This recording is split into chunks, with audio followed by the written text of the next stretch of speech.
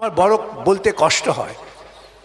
ISF, আমরা চিরকাল তাদের বলেছি তোমরা একটি ধর্মনিরপেক্ষ শক্তি, তোমরা ধর্মনিরপেক্ষতার পক্ষে সবার সঙ্গে ঐক্যবদ্ধ হও, গোটা দেশে বিজেপির বিরুদ্ধে আমরা ঐক্যবদ্ধ হও, এবং এই রাজ্যে তৃণমূল বিজেপি সহচরী তার সঙ্গে ঐক্যবদ্ধ হওয়া যায় না, এসো আমরা এক হয়ে লড়াই করি। অনেক চেষ্টা করেছি, বহু আলোচনা করেছি। দুঃখের কি করব, আমার ভাই যদি বেভূত হয়ে যায় আমি কি করতে পারি?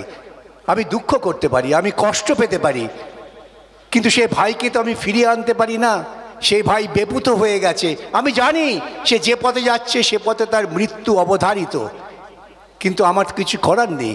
কারণ সে তো বড় হয়েছে, তার তো বুদ্ধি হয়েছে, তার তো বিবেচনা হয়েছে। সেই বুদ্ধি বিবেচনায় সে মনে করছে যে আমার ভূমিকায় যদি বিজেপি তৃণমূল সুবিধে পায় পাক না, কিন্তু আমি তবু বামেদের সঙ্গে থাকবো না। এই মানসিকতা নিয়ে যারা চলছেন তারা নিজেদের বিপদ ডাকছেন, আমাদের না। কেন, আমরা অনেক লড়াই করেছি, লড়াই করব। আমরা শূন্য ছিলাম, তখনও আমরা ঘুমিয়ে পড়িনি। আমরা শূন্য থেকে উঠে দাঁড়াচ্ছি, এখনও আমরা লড়াই করছি। আমাদের এই ছাত্র সৃজন, সে যখন আমরা শূন্যের পথে যাত্রা করেছি তখন হয়তো তার জন্মই হয়নি, সে জন্মে দেখেছে কারা লড়াই করছে। এটা ভালো ছাত্র, বিশ্ববিদ্যালয়ের নাম করা ছাত্র, সে বলছে না আমি লড়াই করব। এইরকম বহু তরুণ তারা বলছেন লড়াই করব। তার কারণ মানুষ কখনো অন্ধকারে থাকতে চায় না, মানুষ অন্ধকার থেকে আলোর দিকে এগিয়ে যেতে চায়। এটাই মানুষের ধর্ম এবং সে কাজটাই আমরা করতে চাই। তাই আপনাদের কাছে বলবো, দীর্ঘ বক্তৃতার দরকার নেই, গোটা দেশ থেকে বিজেপিকে হারাতে হবে। এবং এই বিজেপির হারবার বাস্তব পরিস্থিতি তৈরি হয়ে গিয়েছে গোটা দেশে। সেই জন্য ওরা পশ্চিমবঙ্গে চাইছেন 42টা 42। তৃণমূল 20 পেলেও বিজেপিতে যাবে, বিজেপি 19 পেলেও তৃণমূলে আসবে, তৃণমূল বিজেপি একই থাকবে। আমাদের বক্তব্য, তৃণমূল বিজেপি দুটোই এক গোয়ালের গরু। সেই গোয়ালটাকে পরিষ্কার সাফ করে দিয়ে পশ্চিমবঙ্গকে আপনারা আলোকপ্রাপ্ত করুন। আবার পশ্চিমবঙ্গ মানুষের কাছে প্রমাণ করবে যে আমরাই পারি ভারতবর্ষের মানুষকে মুক্তির পথ দেখাতে, আলোর পথ দেখাতে। তাই ভারতবর্ষের মানুষেরা এখনও যখন আমরা বিভিন্ন সময় বাইরে মিটিং করতে যাই বলে পশ্চিমবঙ্গে কি হবে, আর ওরা ওদের বক্তব্য ভারতবর্ষে দিল্লিতে বসে থাকা মানুষও জেনে গেছেন, আরে ভাই উসমে তো আপস মে বাটোয়ারা হো গিয়া, আপ ক্যা কর রহে হ্যায়। ওদের আপোষের বাটোয়ারার বিরুদ্ধে আপনারা রুখে দাঁড়াবেন, আপনাদের নির্দিষ্ট রায় ঘোষণা করবেন। আমি জানি ভাঙড়ে কিভাবে ভোট হয়, কিন্তু এবার আমাদের রক্ষা করতে হবে। আমার অধিকার, আমার বাপ ঠাকুরদা লড়াই করে এই অধিকারটা অর্জন করেছে যে আমি ভোট দিয়ে 5 বছর পর পর ঠিক করব কে রাজা হবে। আমাদের তো বাদশাহ রাজা নয়, আমাদের রাজা অশোক নেই, রাজা আকবর নেই, বাদশাহ আকবর নেই। আমরাই আমাদের রাজা ঠিক করি 5 বছর পর পর। আসুন আমরা তাদের ঠিক করি যারা অন্ততপক্ষে চোর হবে না, যারা অন্ততপক্ষে মানুষের মধ্যে বিভাজন করবে না। মানুষ মানুষ, সে দাড়ি রাখলেও মানুষ, দাড়ি না রাখলেও মানুষ, চুল রাখলেও মানুষ, চুল না রাখলেও মানুষ। এই মানুষকে মানুষ হিসেবে দেখে সেই মানুষের সমস্যা সমাধানের জন্য আমরা এক হয়ে লড়াই করি এবং সেই লড়াই সার্থক হোক, এই দাবি এবং এই প্রার্থনা করে আমার বক্তব্য শেষ করলাম। নমস্কার।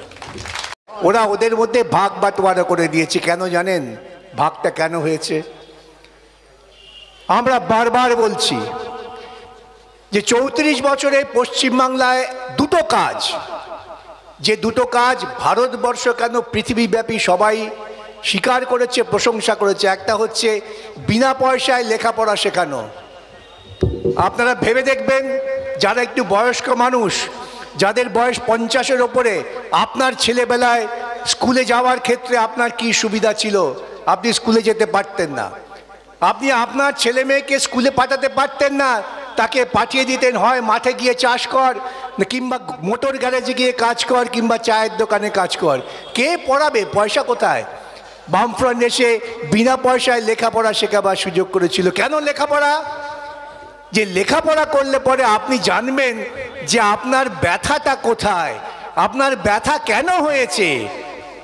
যখন বাচ্চা কাঁদে মায়ের কাছে ছুটে যায়, মা তখন থেকে ভুলিয়ে ভালিয়ে বলে, ও তুমি এই জন্য ব্যথা পেয়েছো, ঠিক আছে ঠিক আছে আমি ওখানে দেখছি।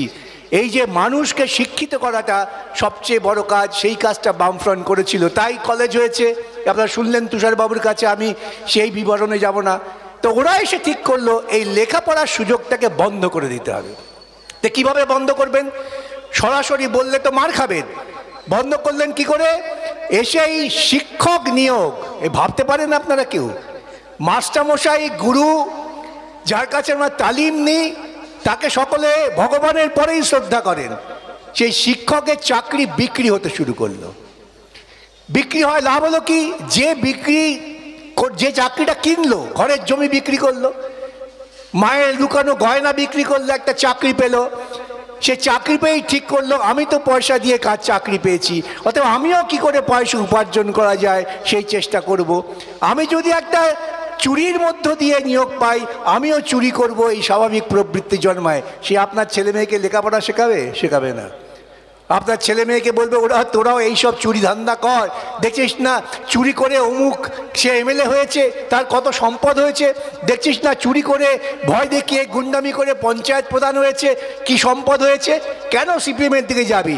এই পঞ্চায়েত প্রধান ছিল 15 বছর, এখন হাটে বাজারে গিয়ে সবজি বিক্রি করে তার জীবনযাপন করছে, তাদের কাছে কেন যাবি? যারা দেখবি পঞ্চায়েত প্রধান হওয়ার পর যার বাড়ি ছিল খড়ের, তার 3 তলা বাড়ি হয়ে গেছে। এইভাবে প্রলোভিত করার চেষ্টা করা হচ্ছে। আমরা তার বিরুদ্ধে সমস্ত মানুষকে ঐক্যবদ্ধ করার চেষ্টা করেছি।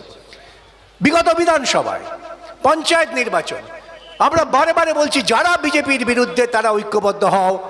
তৃণমূল বিজেপির বিরুদ্ধে নয়, অতএব তৃণমূল আমাদের সঙ্গে আসবে না, এই নিয়ে কোনো সন্দেহ নেই। তৃণমূল বিজেপি হচ্ছে তাদের যমজ ভাই, দুজনে একইভাবে আপনাদের বিরুদ্ধে। গোটা দেশের মানুষকে যেমন বিজেপি জুলুম করছে, শোষণ করছে, এই রাজ্যে তৃণমূল কৃষকদের ওপরে জুলুম করছে। ওরা কি বলে? তৃণমূল থাকলে নাকি মুসলমানদের জীবনের নিরাপত্তা। আচ্ছা বলুন তো, যারা একটু, আবারও বলি, 50-এর ওপর বয়স, আপনারা কখনো বাম আমলের নিরাপত্তাহীনতায় ভুগেছেন? কখনো কেউ এসে বলতে পেরেছে যে এখানে মুসলমানরা আছে আক্রমণ করো, কিংবা ওখানে হিন্দুরা আছে আক্রমণ করো? বরং গোটা পৃথিবী দেখেছে যখন ইন্দিরা গান্ধী খুন হওয়ার পর গোটা ভারতবর্ষ জুড়ে শিখ কতল হচ্ছিল, তখন একমাত্র পশ্চিমবঙ্গ রাজ্য যেখানে শিখেরা বলেছে যে আমরা ওই রাজ্যে যাব যেখানে গেলে নিরাপত্তা আছে। বাবরি মসজিদ যেদিন ভেঙে দেওয়া হলো সেদিন কিরমভাবে চারিদিকে দাঙ্গা লাগিয়ে দেওয়া হয়েছিল, একমাত্র রাজ্য পশ্চিমবঙ্গ যেখানে কোনো দাঙ্গা হয়নি। কোথায় ছিলেন মমতা? কোথায় ছিলেন তৃণমূলের এইসব নেতারা? আজকে তারা মানুষকে এইভাবে বিভ্রান্ত করছেন, তার কারণ তাদের পেছনে খবরের কাগজ আছে। আর কি আছে? তাদের পেছনে ওই বড় বড় কোম্পানি যারা আপনার মাথায় হাতুড়ি মেরে পয়সা নিচ্ছে। আপনি ওষুধ কিনতে যাবেন, পেট খারাপের ওষুধ, যে ওষুধের দাম 2 টাকা ছিল সেই ওষুধটা আজকে আপনাকে কিনতে হচ্ছে 4 টাকা 25 পয়সায়। কেন জানেন? ওই ওষুধের কোম্পানিগুলো গোপন পথে, বেআইনি পথে টাকা দিয়েছে তৃণমূলকে এবং বিজেপিকে। এটা প্রমাণ হয়ে গেছে। ইলেকট্রাল বন্ড, বাহারি নাম দিয়েছে যে নির্বাচনের জন্য টাকা আমরা সবাইকে সাহায্য করব। আমরা বললাম